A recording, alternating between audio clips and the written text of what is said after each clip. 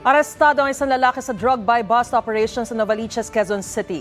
Nakuha sa suspect ang nasa 100 gramo ng droga na nagkakahalaga ng halos 700,000 piso. May unang balita si James Agustin.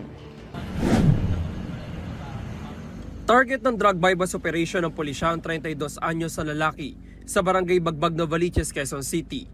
Inaresto siya matapos mabilhan na operatiba ng umano'y shabu. Ito ay gumamit tayo ng confidential asset na naging transaksyon niya. So ang naging meeting place nila ay dito sa Quezon City na dinideliver niya yung basura na gamit ng motorsiklo. At ang kanyang area of operation sa Valenzuela, Caloocan and Quezon City.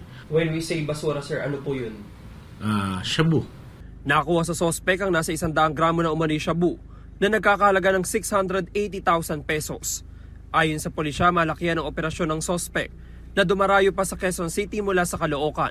Yung 100 grams, madali lang i-dispose niya. At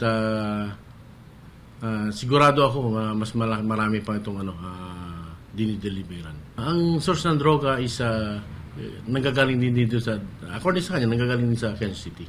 Dati nang nakulong ang sospek dahil sa pagsusugal. Git niya, hindi siya nagbebenta ng droga. Nag-deliver lang daw siya kapalit ng 3,000 piso. Taga-deliver lang po ako. Hindi ko po alam na yun po yung dinideliver ko. Sino unang po to sa inyo? May tinatawag lang po akong kuya na sinasabi na dalin mo to sa ganun, ganyan, dalin mo to sa ganyan. Ba't mo kayo pumayag? Basta wala pong trabaho, ako lang pong gumagasa sa bahay. Sinampahan na ang sospek ng reklamong paglabag sa Comprehensive Dangerous Drugs Act. Ito ang unang balita.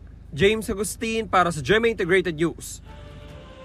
Mga kapuso, para una ka sa mga balita, mag-subscribe sa GMA Integrated News sa YouTube. Sa mga kapuso abroad, subaybayan niyo po kami sa GMA Pinoy TV at sa www.gmanews.tv.